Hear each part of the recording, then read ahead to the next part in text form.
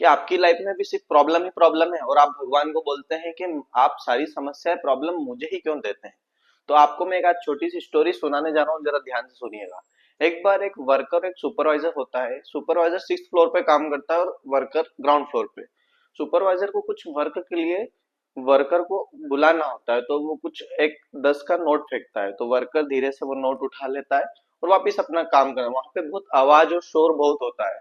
लेकिन थोड़ी देर बाद सुपरवाइजर 500 का नोट फेंकता है, तो फिर वापस वर्कर को वो 500 का नोट दिखता है, वह 500 का नोट उठा लेता है और फिर अपना काम करने लग जाता है।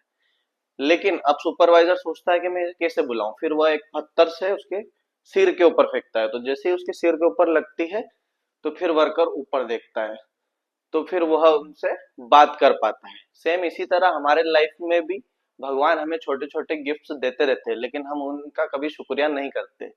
और जब ऐसी उसी पत्थर की तरह हमें कुछ चोट लगती है, यानी कि कुछ प्रॉब्लम आती है, तो हम बोलने लग जाते हैं कि हमारे साथ ही समस्या क्यों, हमारे साथ ही प्रॉब्लम क्यों, क्योंकि हम उन छोटे छोटे गिफ्ट्स का शुक्रिया नहीं करते हैं। तो इससे हमें ये सीख मिलती है कि हमें जो चीज मिली है, हमें उन चीजों का भी भगवान को धन्यवाद देना चाहिए, ना कि सिर्फ प्रॉब्लम्स पे कि आपने हमारे लिए ये नहीं किया या मुझे ही प्रॉब्लम क्यों दी।